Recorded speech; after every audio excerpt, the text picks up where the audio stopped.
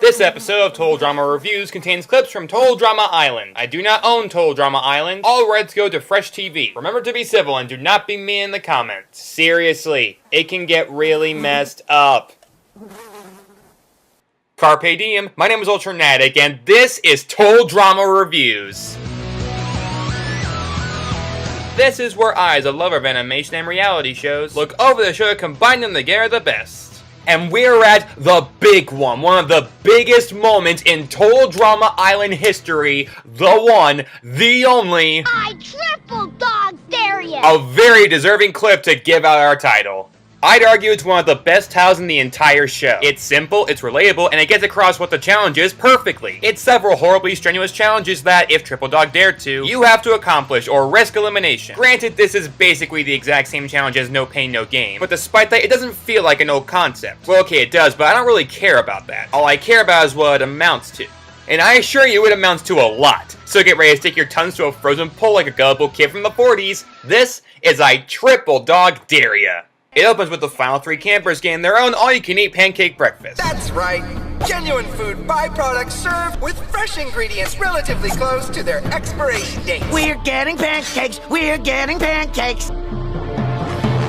Okay, given the looks of that grime-infested IHOP buffet, added with all the torture of the previous challenges, and the inconsistent eliminations which have me convinced that this animated reality show is rigged, that buffet has given me a new goal in life. To become a Total Drama contestant myself, I want a sample of that teeth-rotting, germ-spreading, restaurant-closing nightmare of syrupy goodness. If someone triple dog dared me to eat that, I'd eat it faster than Owen does. Oh yeah! Now you're talking, baby! And as per usual for the last couple episodes, we start off with a documentary's worth of confessions. Whatever. I knew I'd make it to the end. I just can't believe Weird Goth Girl made it. I just wish there was some opportunity I could have had to vote her off. It's not like there weren't several episodes I could have done that and chose not to. Since Lashauna's immune, there's no other choice but Rageaholic Eva. Completely afterthought, but the exact same thing goes for Lashauna. Your vendetta with the woman who threw you off a cliff was so forgotten that Lashana had to be voted out by other people. And not just that, but voted out by other people on accident. Don't worry, I'm not gonna vote for Lashana. You'd think an epic feud like that would have ended more climactically, but nope. Actually, that might be the biggest sin of Haunt Capture. Not just the awful elimination, but how it completely destroyed that story arc. The writers ruined it so much it might as well have been hosted by Adam Conover. Hi, I'm Adam Conover, and this is Adam Ruins Everything. To be fair, that could be remedied in this episode if something between Gwen and Heather is properly resolved. And it looks like they're on the right track, with Gwen vowing to make sure Heather loses. Yeah, the money would be awesome. But you know what would be sweeter? Making sure Heather loses. And even throwing in some character moments that seem to fit a goth persona. If I win, I'm gonna buy Camp Wawanakwa so I can burn it down and turn it into a graveyard. When I win, I'm thinking of my own spin-off series, The World According to Heather. That is literally the subtitle of this reality show. Heather's strength is obviously her bottomless pit of mean. I'm banking on her massive ego to be her downfall. I'm afraid you couldn't be more wrong. We'll elaborate on that later, but first, challenge time! The producers ran out of insane ways of torturing you. They asked the ousted campers for ideas. Turns out they had a lot. Probably all directed at Heather, but as if their opinions matter anymore. It's not like they're all part of a jury that's been built up since Brunch of Disgustingness. You'll all be on the jury for the final episode. Got the power! Yeah! All right. I believe you. But my tummy don't. They provided us with the sickest, most twisted, and insane dares imaginable in TDI's version of Spin the Bottle! And why is it called Spin the Ball? You can't play Spin the Ball without someone locking lips with someone else. That's the best we're gonna get, isn't it? Yeah, I figured. It turns out all of the ousted campers thought up several dares for the remaining campers to perform. Each contestant will spin the wheel on whichever camper they land on. They have to perform a dare suggested by them. They can either accomplish it themselves, earning a freebie for a later dare, or triple dog dare another contestant to do so. And if we refuse to do the dare? Oh, not a good option. Anyone who chickens out of their dare will be sent directly to the dock of shame. Board the boat of losers. Do not go to bonfire. Do not collect marshmallow. And do not get to win $100,000. Chris, I bet I can guess what your favorite board game is. Do not pass go. Do not collect a marshmallow. Do not go to bonfire. Do not collect marshmallow. And do not get to win $100,000. Based on all the evidence there, I think your favorite board game is Clue. Mine too. I'm an idiot that can at least understand sarcasm. So Gwen goes first and... Okay, so here's the deal. Chef and I have a little side bet going. Whoever pukes first has to pony up $100. Unnecessary, let's skip it. Actually, they put quite a bit of focus on this subplot. That was so sick. I nearly puked. Nearly. My guess is they just wanted another chance for some gross-out humor, which is absolutely pointless since there are multiple examples of gross-out humor in this episode without the puke. Starting with Gwen's first challenge from Duncan. Lick Owen's armpit. Even Owen is grossed out by the concept of this, and he's Owen. I'll eat anything, even my gitch if I have to. Gwen, you can perform the dare yourself, or dare one of your competitors to do it. I triple dog dare Heather. It should come as no surprise that Gwen and Heather constantly triple dog dare the other to do something. Owen's not really their prime concern at the moment. Besides, it'd be pretty difficult if Owen was given this dare. Licking his own armpit is gonna be a literal stretch. Unless you're Gene Simmons, in which case it's his trademark party trick. You could imagine that you're licking an ice cream cone. Shut up, Owen! Minus the B.O. I'm warning you! I'll be fair, it's pretty funny since Owen doesn't mean any actual harm, but it's causing misery anyways. Oh, and the pit hair. Was it good for you? Heather is then given a dare from Ezekiel. Chew your own toenail slowly. Okay, I accept the dare. Oh please, I grew up loving a movie where one of the main characters did this. Now, of course, I'm right back on gum. I chew it all day except at mealtimes when I stick it behind my ear. Violet. Cool it, Mother. Give Miss Beauregard some credit, she didn't go ew. Gwen! I dare Gwen! Yeah, Heather opts out of what has gotta be one of the easier dares given in this challenge. I mean, Heather did just have her tongue on Owen's armpit. This isn't even remotely that gross. He said chew it slowly. Whoa, whoa, whoa, the instructions said nothing about swallowing. It just said chew the toenail like people do with, well, gum. And yet she introduced the toenail into her digestive system. I don't normally hear award music playing. Look at that be. Well, thank you, sir. I just received this in the mail. I don't know what it's for, but let's find out. Where do all these sound effects come from anyways? Congratulations, Gwen eating her own toenail constitutes possible damage to the inside of her body and thus qualifies as the 100th mark on the casualty counter!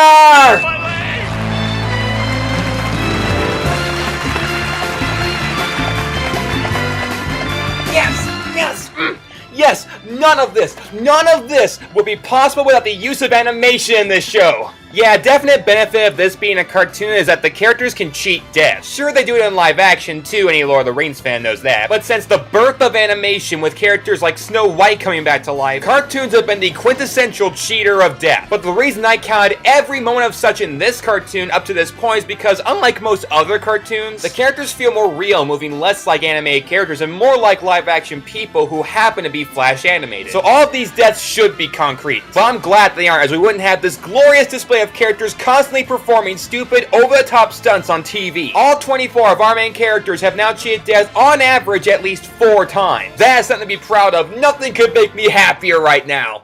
Though I must put this disclaimer up. Do not try any of what you see here at home. Seriously, you could get really messed up. Satisfied? Very. I'm just picturing Trent watching this, and something tells me he won't be eager to lock lips with you anytime soon. Sure he will if Gwen just invests in some mouthwash and a gastroenterologist. But next up is Owen, who gets a dare from Beth. Re-chewing a wad of Harold's gum. I will take the dare. Oh yeah, the other gross out plotline is that Owen doesn't hand off any of his dares to either opponent, but instead performs them all for himself. And not even to get all those freebies. It's just because he's curious to try these things out. Dude, it's chewed gum. Harold's chewed gum. I know, but it must be pretty special if he's been saving it. Would this qualify for number 101 on the casualty counter?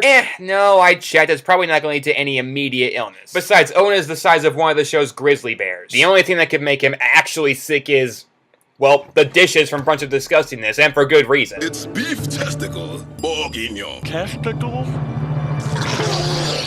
Owen, of course, wins the freebie, and now it's time for round 2. Gwen gets a relatively easy dare from Cody of just pouring ice down her pants and having them melt, which she accepts and accomplishes. My turn, and I'm taking the dare. I don't care what it is. Oh, so the next dare is growing a heart, you'll do it? I know that's the point. Instead, it's a dare from Tyler of eating jelly out of Owen's belly button. It's a good thing that Owen is dim-witted, because if he wasn't, I think he'd be insulted being called the most disgusting thing on the island. Sorry. Shut up, Owen! Twice in a row's gotta suck. I mean it! But Heather completes it and has to be given oxygen. If it's only for pure nausea, I won't add to the counter, though it does lead to a funny scene. Okay, chef-made snacks. PB&J, anyone? Owen then gets a dare from Izzy. Well, you know this one's gonna be good. Give a purple nurple to a sleeping bear. Yes! Sounds wicked, man. What's a purple nurple? Well, if it's a euphemism for blowjob, you might get second thoughts. Or would you? I love chicks. I just don't want to sleep near them. No, it means twisting their nipple. Again, sounds pretty in character for Izzy. Izzy, you've got a snake on your head. I know, but don't worry, he's friendly. I'm just gonna give you a little pinch and be right on the... Owen completes the dare and evades the bear. And no, I won't add that to the casualty counter. I know I did last time Owen encountered a bear, but in defense, his head was in his mouth. Completely different scenario. Oh crap, oh crap, oh crap. Crap infinity. Gwen's next dare is from Harold to lick Owen's toe jams. Oh, is that what that black gunk is? Seriously, all your best ideas for disgusting, horrifying dares come from the guy who ate live grasshopper pizza? Actually, that's a brilliant idea. Go for it. I'll use my freebie. Good call. Yeah, if she did any more Owen-based dares, she'd become more familiar with his body than Izzy. You wanna make out? Yes! Drink powdered fruit punch from the communal toilet. Well, if dogs can do it, humans probably can too. Gwen accomplishes the dare, of course needing to throw up in the process. And running away from the toilet. You know, the place people most often throw up into? At this rate, Trent's gonna need a fumigation squad just to... I can think of no better way that Gwen could have won that argument. Owen then gets a dare from Cody to eat dog food. Yeah, baby! I keep getting all the good ones. Or Cody is just giving out the weakest dares. Seriously, there are some 5-year-olds who will eat wet dog food. I expect the guy who sniffed Gwen's hair to have a better imagination than this. Owen does eat the dog food, making the scariest face I've seen on Total Drama Island.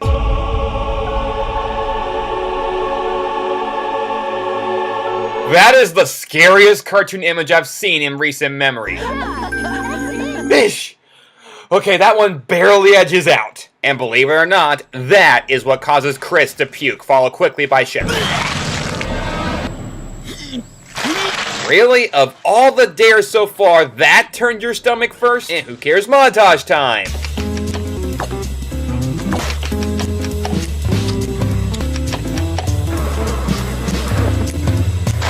Again, I expected more out of a game of Spin the Bottle. I can't believe no one's dropped out and Owen's got 20 freebies! Well, that's a way to speed things along. Speaking of which... You help me take down Heather, I'll share my winnings with you.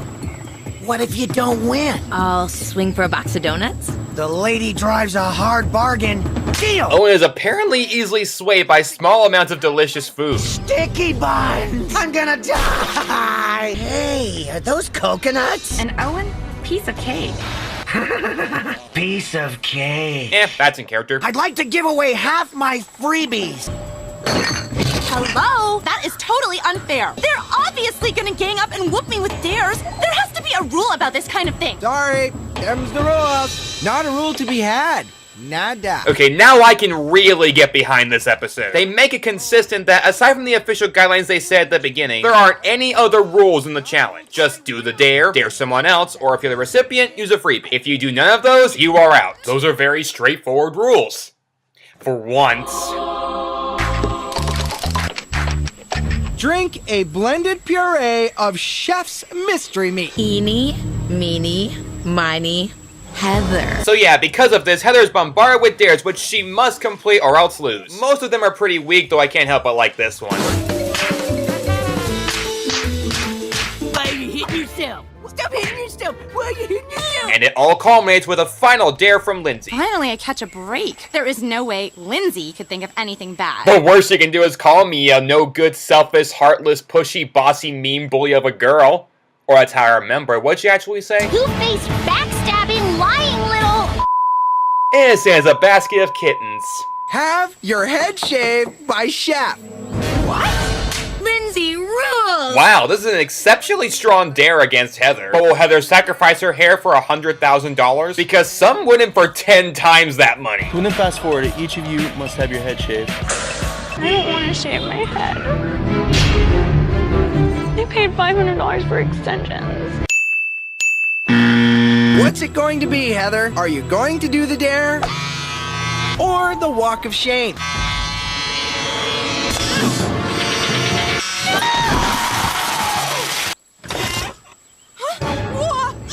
Looks like Heather's out. What are you talking about? He shaved my head! But you didn't actually accept the dare. If you had, you'd still be bald, but at least you'd be in the game. I'm banking on her massive ego to be her downfall. I'm afraid you couldn't be more wrong. Oh, that's what they were talking about. Heather's ego wasn't her downfall, just her insecurities, which is still pretty clever. But yeah, Heather ends up having her head shaved and is still being eliminated. This might be one of the best pieces of writing in the entire show. I mean, let's say you were watching this episode on its own. No context of the rest of the season. Heather is still being shown as a mean, self-centered little witch. Luckily, I'm up against the Freak Show and Fatty Ginormous. And Greenpeace can bag and tag Owen as the hazardous waste that he is. But at least the mothership knows where Gwen is now so they can retrieve her. Sloths could take a cue from Sloan, so they may as well just give me the check. I mean, come on. I think we all know who's gonna win. Thankfully, Gwen has no strength. She's just a low-rent gutter punk with dragon breath and ugly hair. Hey!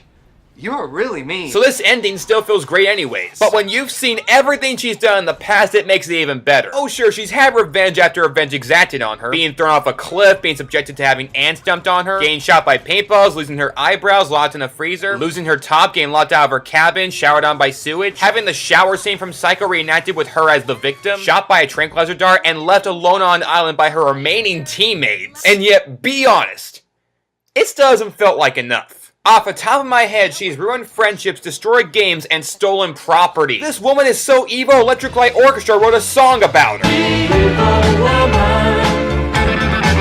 And who thought her biggest comeuppance would come from the one person she screwed over the worst? Her supposed closest ally, Lindsay, who not only cursed her out in another beautifully cathartic moment, but has helped foreshadowing this moment for weeks. Let's count down every sign this was going to happen to Heather, a few of which I bookmarked in previous reviews. There's no way I'm doing this. Hello, national TV. I'll get my hair wet. Dad, haircut. It's so much scarier than a minefield. Oh, and if you ever team up with Lashana against me again, I'll cut off all your hair while you're sleeping. And a little visit to the Ultranatic hair salon. Hey, look! It's an ugly doll with pretty hair just like you. Good luck, Heather. I hope you get everything your karma owes you. Thankfully, Gwen has no strength. She's just a low-rent gutter punk with dragon breath and ugly hair. This ending has such a strong build-up and payoff, it makes Hot Fuzz look sloppy. And I love that movie to death. That's how strong a moment this is. But what makes it the absolute best is that they still followed every rule possible, even if Heather disagrees. The rules were either complete a dare you spun yourself, pass it off to someone else, or use a freebie if you have one. Gwen spun this dare and passed it to Heather, so she needed a freebie to avoid it. She didn't have one, so it was the ultimate ultimatum. Have your head shaved or lose $100,000. Which she never actually answered, though she very obviously would have said no. So one of the best eliminations in this show is still sound and logical, even within the challenge's established rules. I thought you said there weren't any rules! I know, it's complicated. Oh, and on a side note, it's an absolute miracle that the razor only cut her hair and no other part of her face or head. I can't find anything online to support this, but my best judgment considers this still going strong, baby. Fine, but you'll be hearing from my lawyers! Don't bother, Heather. Courtney's got this one covered. You are going to hear from my attorney! You'll be penniless! Jobless! Your name will be mud on every blog from here to Cape Breton!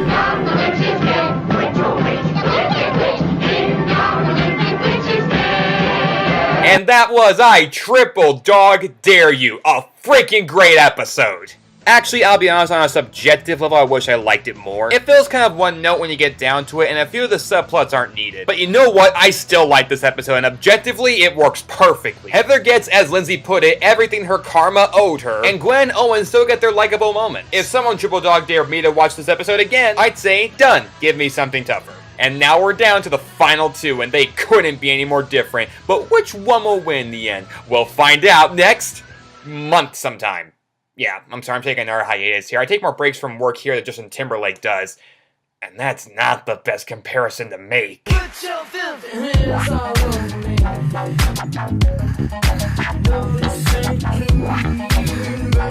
I pray to everything that doesn't happen to me.